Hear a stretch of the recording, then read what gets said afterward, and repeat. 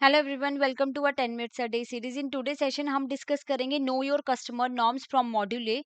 तो after watching this video आपको clearly पता चल जाएगा इस पर्टिकुलर टॉपिक की इंपॉर्टेंस, कितनी डेप्थ में आपको इसको पढ़ना चाहिए और कौन कौन से क्वेश्चन आप एक्सपेक्ट कर सकते हो। अगर आप टारगेट कर रहे हैं ना जैव नवंबर 2025 को, you should have a fair idea of previous year question, most important topic and important MCQs, जिसका बहुत ही अच्छा एक पीडीएफ डॉक्यूमेंट तैयार किया है जो कि फ्री ऑफ कॉस्ट है।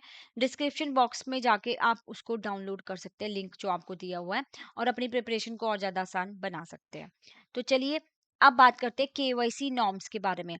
आरबीआई का जो मास्टर डायरेक्शन सर्कुलर है नो योर कस्टमर डायरेक्शंस पे, वहां पे क्या बताया गया है कि जो आपके बैंक्स है और एंटिटी है which are regulated by the RBI, they have to do the proper KYC. Branches and majority owned subsidiary located abroad, उनको भी क्या है केवाईसी नॉर्म्स फॉलो करने पड़ते हैं। जैसे एसबीआई की ब्रांच अगर दिल्ली में है और एसबीआई की ब्रांच जो यूके में है, तो दोनों कंट्री में से जो स्ट्रिक्ट रूल्स होंगे ना, स्ट्रिक्ट नॉर्म्स होंगे केवाईसी को लेके, वो फॉलो होंगे। अगर लगता है कि यूके के नॉर्म्स ज्यादा स्ट्रिक्ट है एज कम्पेयर टू इंडिया, तो वो होंगे, और वाइस वर्सा, राइट।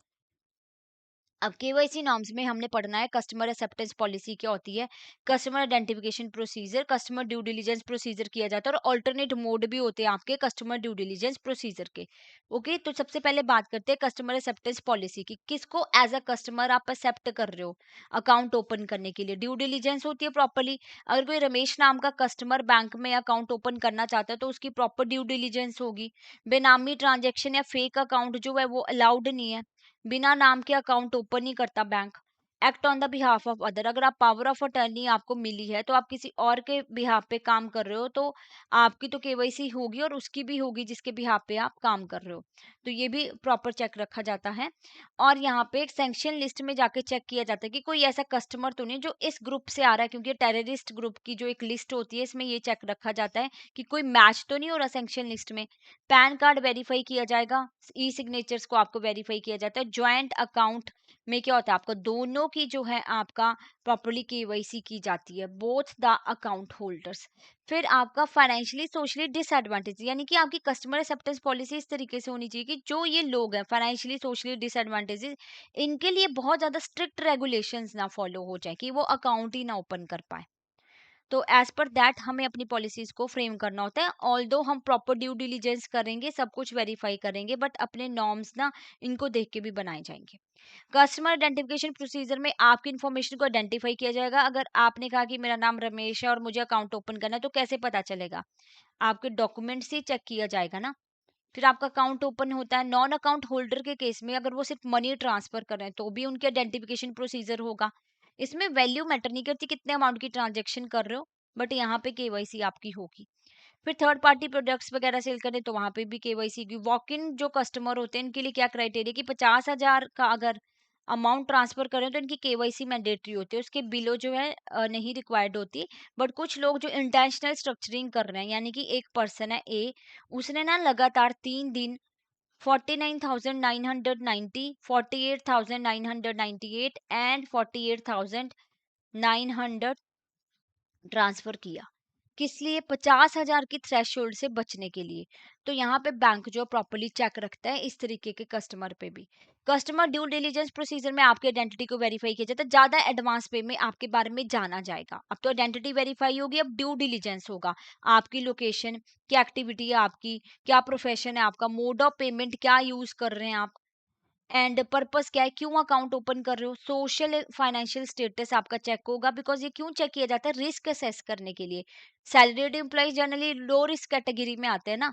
अब आपके अकाउंट में 50,000 अगर आपकी सैलरी आ रही है तो आप लो रिस्क कैटेगरी में आ रहे हो, but all of sudden 2 crore की ट्रांजेक्शन अगर आपके अकाउंट से हो जाएगी तो बैंक अलर्ट हो जाता है।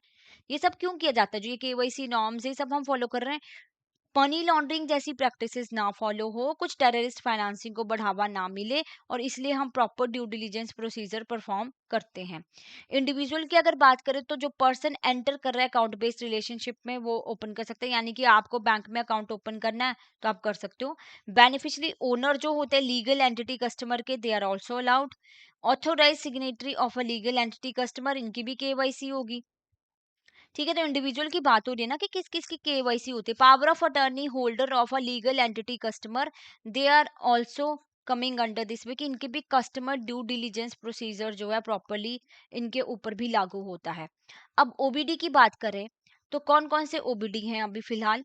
Passport, driving licence, proof of possession of Aadhaar, voter identity card आपका, job card issued by NREGA duly signed by an officer of the state government, letter issued by NPR that is national population register, जहाँ पे detail of name and address होता है आपका। Okay, तो ये आपके ओबीडीज हो गए।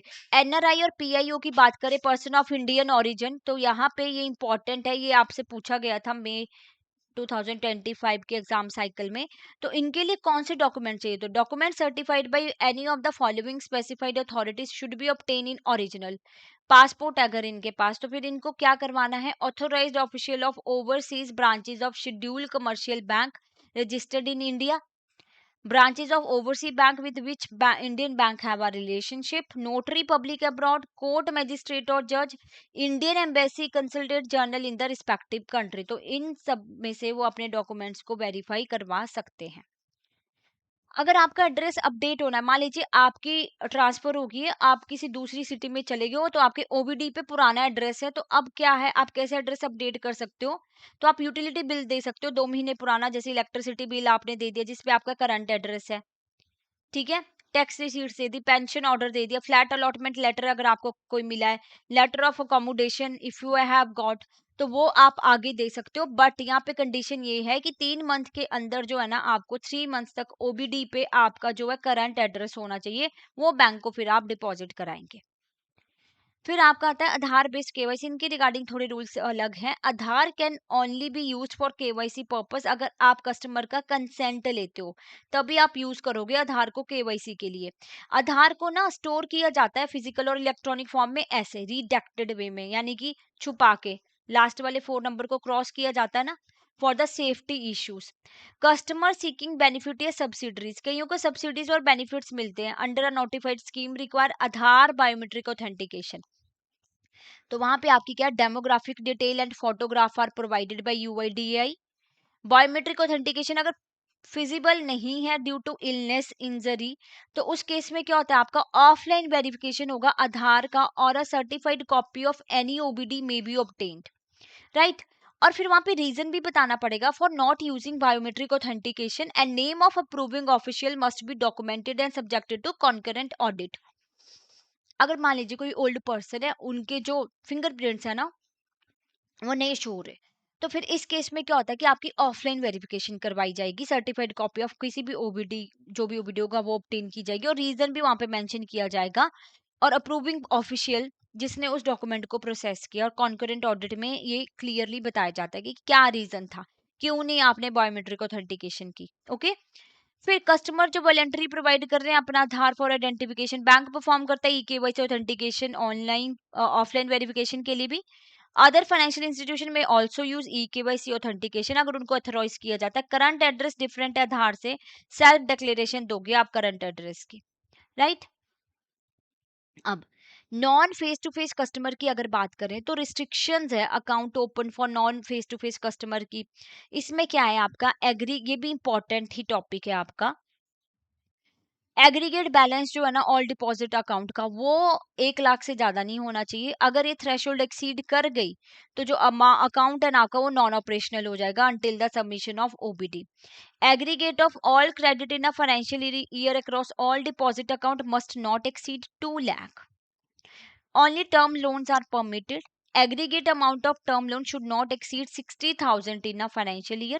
Both deposit and borrower account are valid for maximum of 1 year. 1 साल तक ही वैलिड है, और इसी टाइम पीरियड में आपको अपनी कंप्लीट आइडेंटिफिकेशन को जो है प्रोसेस करवाना है नॉर्मल मोड से। जैसे नॉर्मल मोड पे आप जाके यहाँ पे आपको ऑप्शन दे दी non face to face customer, high risk category में आते हैं ये। तो यहाँ पे ये भी रिस्ट्रिक्शन है कि 1 लाख से ज्यादा नहीं अकाउंट अमाउंट आपका सक्सीड हो, ठीक है।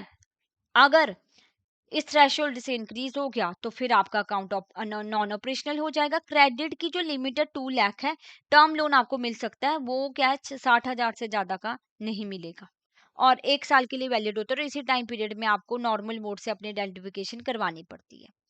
अगर ओबीडी सबमिट नहीं किया और सीडीडी प्रोसीजर कंप्लीट ही नहीं किया विद इन अ ईयर, तो deposit account will be closed, no further disbursal will be allowed for borrower account. Customer must submit a declaration stating they have not opened any other account using this mode. They will not open any additional account at any other financial institution or bank using this mode. Declaration आप दोगे कि आपने कोई इस mode से account पहले से open नहीं किया और ना ही आप कोई एडिशनल अकाउंट जो ओपन करोगे इस मोड से। ओके, तो इसी के साथ हमारा टॉपिक कंप्लीट होता है। तो पहले क्वेश्चन डिस्कस कर लेते हैं कि main objective of KYC guideline issued by RBI is what? Check inflation, prevent money laundering and terrorist financing, increase customer base for bank, to promote digital banking. क्यों की जाती है केवाईसी? कस्टमर बेस इंक्रीज करना है, digital banking ऐसा तो हमने कुछ भी नहीं डिस्कस किया, तो मनी लॉन्ड्रिंग और टेररिस्ट फाइनेंसिंग को प्रिवेंट करने के लिए। तो here is a good news for you all कि हम आपको ना मैसिव प्राइस ड्रॉप दे रहे हैं। ऑल कोर्सेज पे आपको अलग अलग तरह का डिस्काउंट मिल रहा है, बट अगर स्पेसिफिकली मैं जैब की बात करूं तो यहाँ पे ना आपको फ्लैट 80% ऑफ मिल रहा है। It is valid from 29 August to 31 August. यहाँ पे आपको क्या करना है, कूपन कोड यूज करना है August 80 to get this offer of flat 80% off, और हमारी कोर्सेज में एनरोल कर सकते हो। तो चलिए now I would like to tell you कि how you can access the courses on website. तो आपको क्या करना है, जो टैब की वेबसाइट पे जाना है, कोर्सेज पे क्लिक करना है। जैब कोर्सेज पे जैसे ही आप जाओगे तो यू विल सी हेयर, जब आप कोर्सेज स्क्रॉल डाउन कीजिए तो एक तो आपको यहाँ पे कॉम्बो में कंप्लीट मास्टर कोर्स की डिटेल मिल जाएंगी, live classes, concept notes, mock test, और यहाँ पे आपको कूपन कोड यूज करना है जैब 75। ब्रोशर में बाकी डिटेल आपको मिल जाएंगी। ओके, फिर आपका आता है, अगर आपको इंडिविजुअल मास्टर कोर्स भी चाहिए ना हर एक सब्जेक्ट का, तो वो भी आपको मिलेगा यहाँ पे। और साथ के साथ जो ये हमारा बैच 5 है दैट हैज बीन लॉन्च, तो इसी पे आपको मिल रहा है फ्लैट 80% ऑफ, जिस पे आपने जैब 80 कोड यूज करना है। टू गेट दिस ऑफर आप एनरोल कर सकते हो हमारे लाइव क्रैश कोर्स में। ओके, तो इसमें आपको लाइव क्लासेस मिलती है, concept note, solve PYQs, chapter wise mock test, full length mock test, brochure में बाकी डिटेल आपको मिल जाएंगी। तो आप ये कोर्सेज सिलेक्ट करके अपनी जैब की प्रिपरेशन को ना और ज्यादा आसान बना सकते हो। ओके, तो चलिए, अगर आपको ना कोई और डाउट है, कोई और क्वेरी है, तो आप हमें इस नंबर पे कॉल कर सकते हो, मेल भी कर सकते हो hello@edutap.co.in, और वेबसाइट पे डायरेक्टली यहाँ से भी विजिट कर सकते हो। Thank you so much, have a nice day.